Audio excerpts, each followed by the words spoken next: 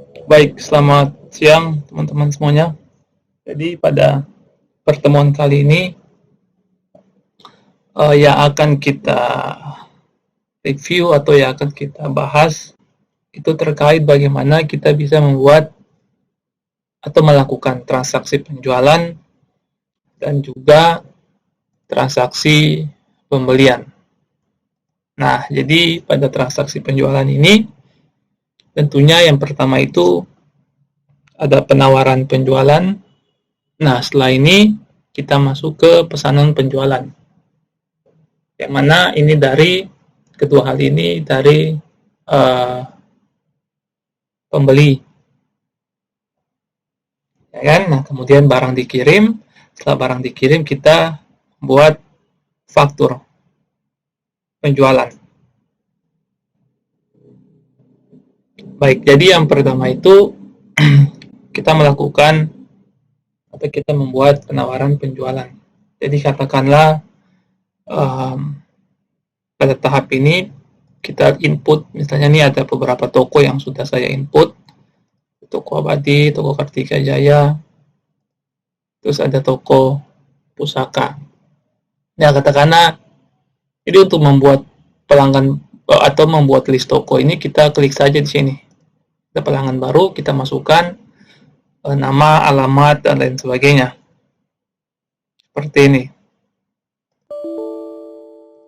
Nah, cuma karena kita tidak memasukkannya, kita keluar saja. Terus kita kembali ke sini. Katakanlah kita pilih toko pusaka. Nah, ini quote number ini dia punya kode untuk kode salesnya lah atau kode penawaran penjualannya. Biasanya ini berurutan.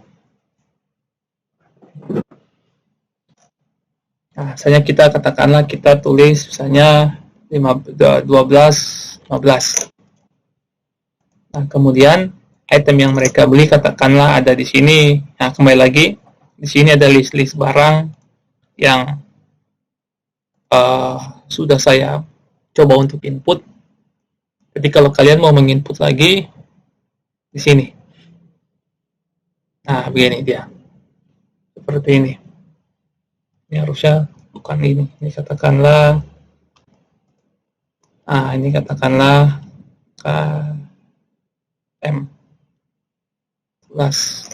Nah, biasanya itu kalau dalam menginput nomor barang ini harus kita membuatnya tuh lebih mudah untuk dipahami. Nah, biasanya itu tuh mereka tuh kodenya ini biasanya mereka berupa singkatan. Misalnya ada kaca mobil tipe 11 atau tipe ini apa nih, katakanlah tipe 11. Ya kan? Nah, biasanya mereka singkatnya itu KM 11. Seperti itu. Itu tujuannya supaya kita bisa lebih mudah untuk memahami. Nah, seperti ini dia. Nah, katakanlah mereka ingin membeli jangan kaca mobil ya, katakanlah yang ban tubles. Nah, yang mana ini sudah ada harganya. Kan? Sudah ada harganya. Kemudian katakanlah mereka membeli katakanlah 2. Sudah terupdate 900.000.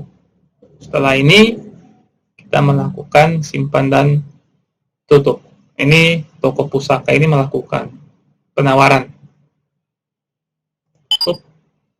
Nah, setelah itu kita masuk ke ordernya. Nah, ini kita pilih lagi. Jadi kan kita masuk ke toko pusaka. Nah, kita lihat, kita pilihan penawarnya itu yang tadi kita input ialah 12, 15. Nah, seperti ini kita pilih. Nah, ini dia. Nah, ini ada PO number, katakanlah purchase order number, katakanlah 12 20 01. Nah, jadi biasanya PO number ini juga pun kita harus membuatnya tuh untuk mudah dipahami. Nah, biasanya itu berdasarkan ada urutan tanggal, bulan, dan juga ada urutan transaksi pada hari tersebut. Nah, misalnya kita bilang atau kita memakainya dengan kode misalnya 12-20-01. Nah, biasanya ini menunjukkan bahwa di bulan 12 tahun 2020 dan ini merupakan PO nomor 1. Jadi ini kembali lagi, ini tergantung urutannya. Dan biasanya itu untuk mempermudah itu kita harus memakai bisa dibilang kombinasi atau singkatan dari tanggal atau pada kondisi yang sekarang.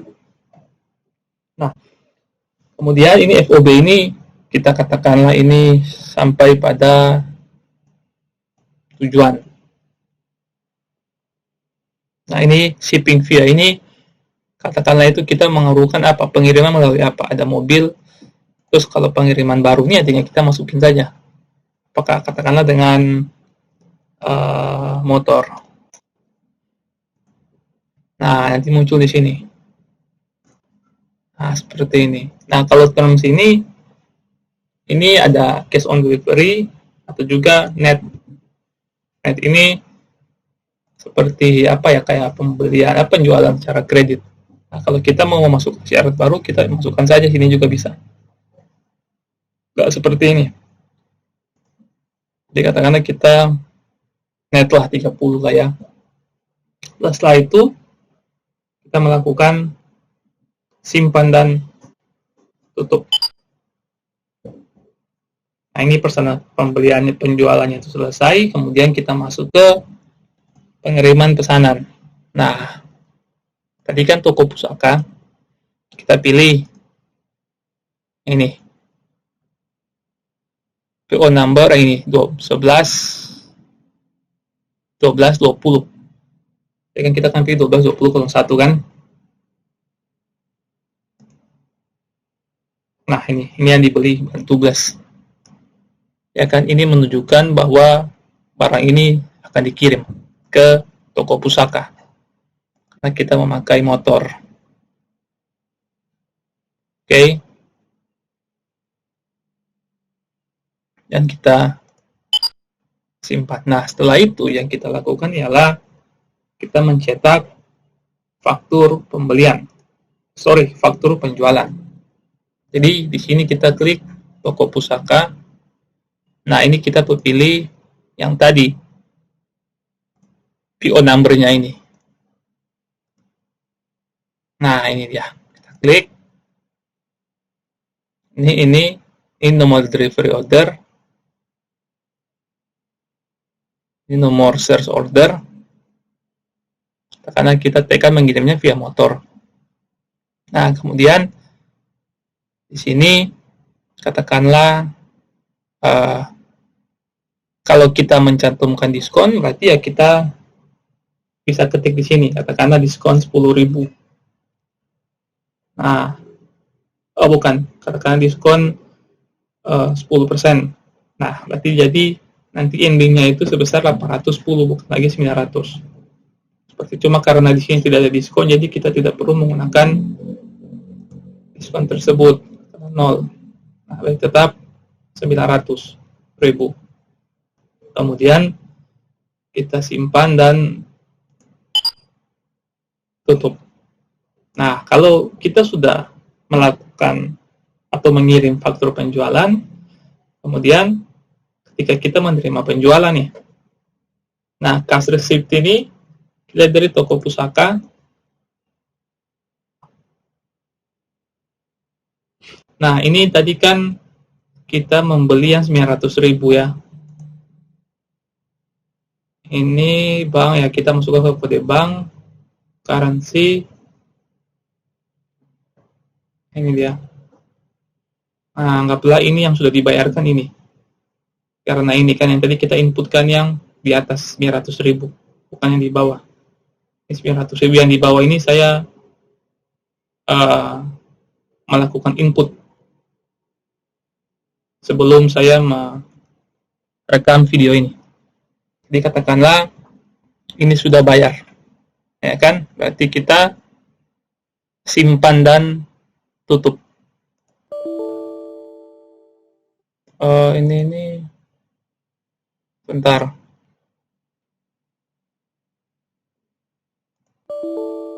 total nilai faktur harus lebih dari total nilai yang distribusikan.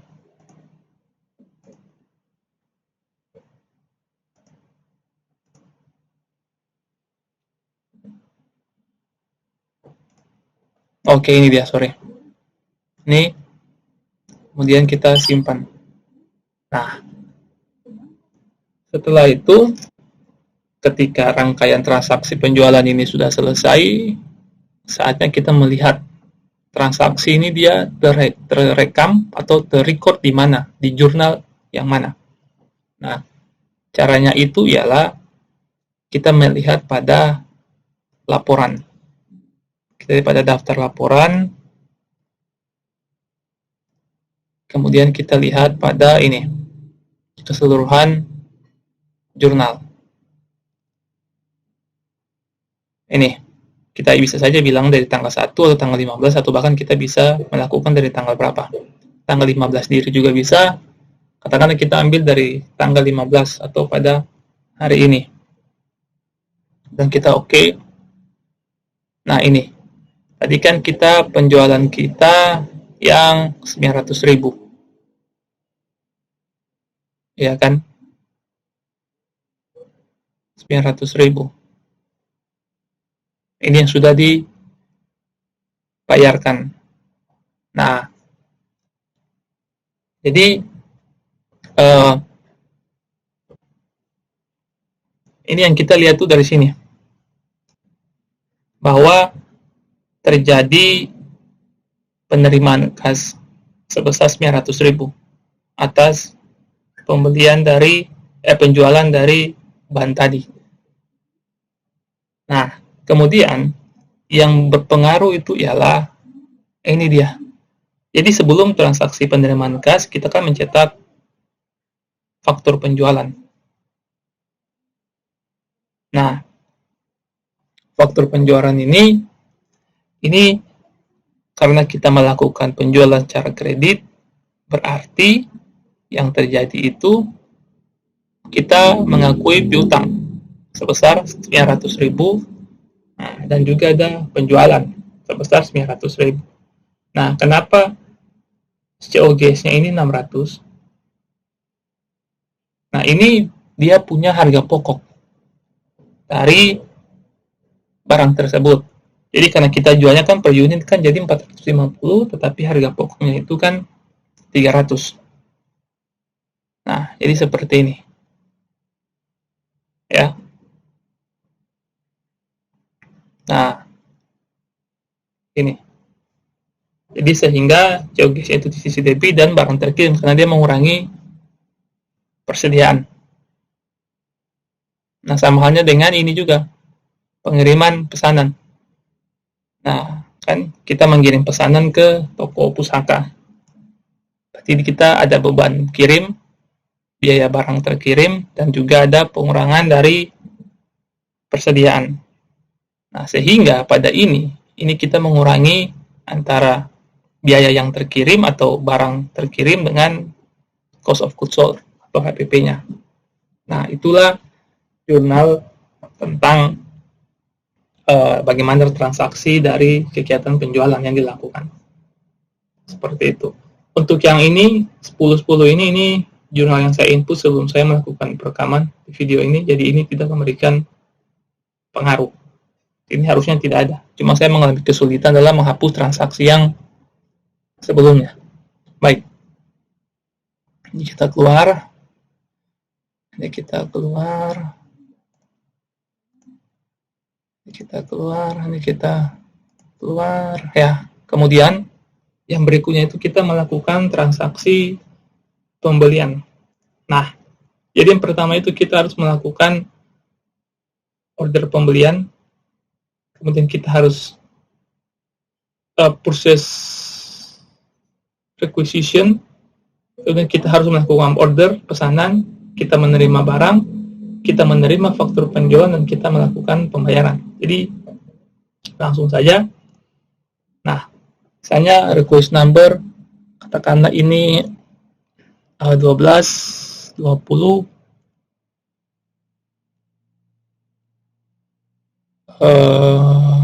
12 katakan ini lah. Ini aja, 20/12/01. Request date-nya itu katakan tanggal 15. Nah, barang yang kita beli, karena ini stok kita, ya kan katakanlah uh, sepeda. Sepeda ini sudah stok kita sudah sedikit. Nah, kita beli lagi sepeda sebagai persediaan atau sebagai stok. Nah, katakanlah jumlah yang kita beli, katakanlah 5. Nah, yang tidak usah, kita hanya beli sepeda. Oke, ini kita simpan dan tutup. Kita melakukan permintaan pembelian. Kemudian pesanan pembelian. Jadi untuk melakukan permintaan pembelian ini pun tidak asal-asalan. Ini harusnya butuh persetujuan dari manajemen, dari atasan, dari sampai pada ya pimpinan tertinggi. Ini salah satu syarat untuk melakukan requisition. Karena ketika ini sudah ditandatangani, inilah yang digunakan sebagai lampiran untuk memesan. Yang mana biasanya pemesanan barang ini dilakukan pada bagian purchasing atau bagian pembelian. Seperti itu. Ya, jadi memang untuk kedua hal ini memang harus butuh persetujuan dari pimpinan. Tidak asal melihat bahwa oke, barang kita kurang terus kita beli, tidak. Harus butuh tanda tangan atau persetujuan dari pimpinan. Nah, setelah melakukan requisition, saatnya kita melakukan pemesanan. Nah, ini dia. Jadi kita melakukan pemesanan, kita mau beli sepeda. Tadi ini, oke, katakanlah kita mau beli ini di toko Merdeka. Ya, ini lagi sudah saya input toko Merdeka. Kalau teman-teman mau menginput juga bisa melalui sini. Nah, pemasok baru, ini tulis nama, alamat, dan lain sebagainya. Oke. Nah, katakanlah ini kita mau beli pada toko Merdeka. Nah, ini dia. 20/12/01. Nah, kita mau beli sepeda sejumlah 5. Katakanlah ini unit price-nya itu 400.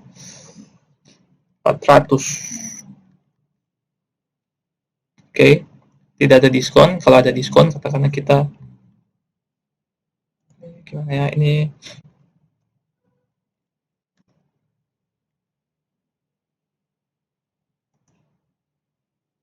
Oh ya ini sini. Jadi katakanlah diskonnya misalnya 10%.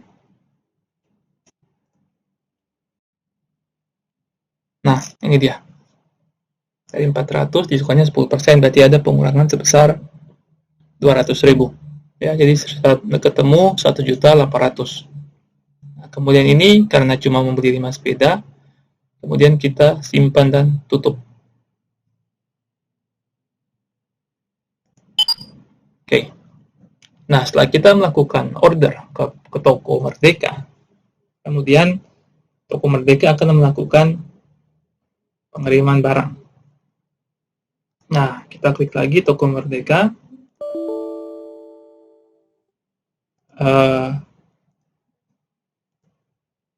Oke, ini tadi receipt number ini nomor penerimaannya, katakanlah ini kata kita bilang toko Merdeka, kita receive ke 001. Oke. Nah, ini dia. Oke, ini ada SO sepeda 0 sepeda sejumlah yang kita terima itu sejumlah 5 dengan PO number 1013. Oke, kemudian kalau kita sudah menerima, ini kita save.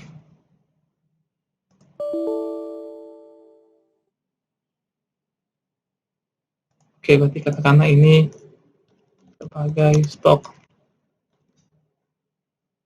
Oke, save.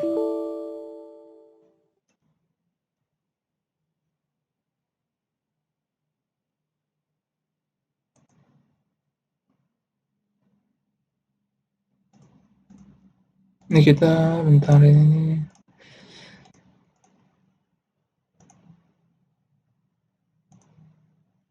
Nih, coba kita save. Akun sesi belum.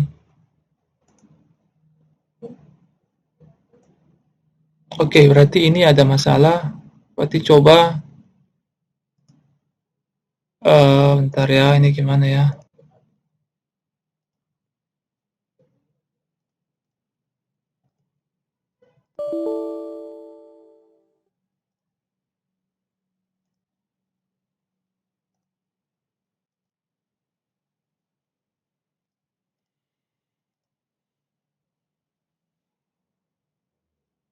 Hmm, oke, ini mungkin mengalami kendala, kan?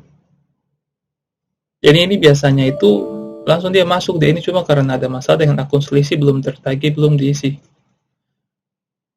Nah ini mungkin saya juga bingung dengan file ini.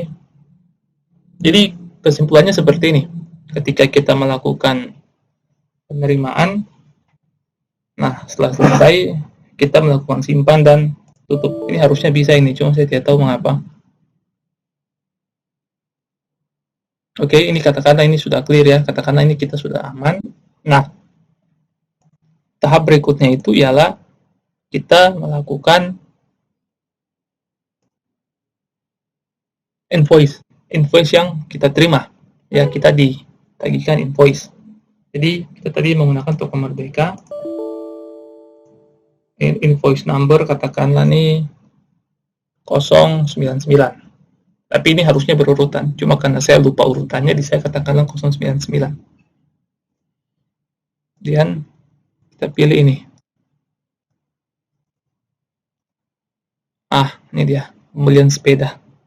Oke. Sejumlah ini. Nah, kemudian ini kita klik, maunya jumlahnya kita klik. Oke. Setelah itu kita simpan dan tutup. Nah, selesai faktur pembelian. Kemudian kita lihat pada pembayaran. Ini kita melakukan pembayaran.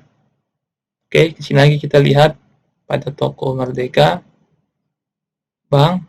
Ini yang kita beli, ya kan, karena ini sudah dikurangi diskon. Invoice-nya tuh ini 099 tadi saya isi. Tanggal 15 sampai pada tanggal 15. Nah, ini kita melakukan jadi memang saldo bank kita di kas ini. Ini karena tadi saya menginput transaksi kita melakukan penjualan. Kenakanlah ini. Selesai. Nah, kemudian kita dari rangkaian ini kita melihat bagaimana laporan atau jurnal terkait dengan transaksi pembelian.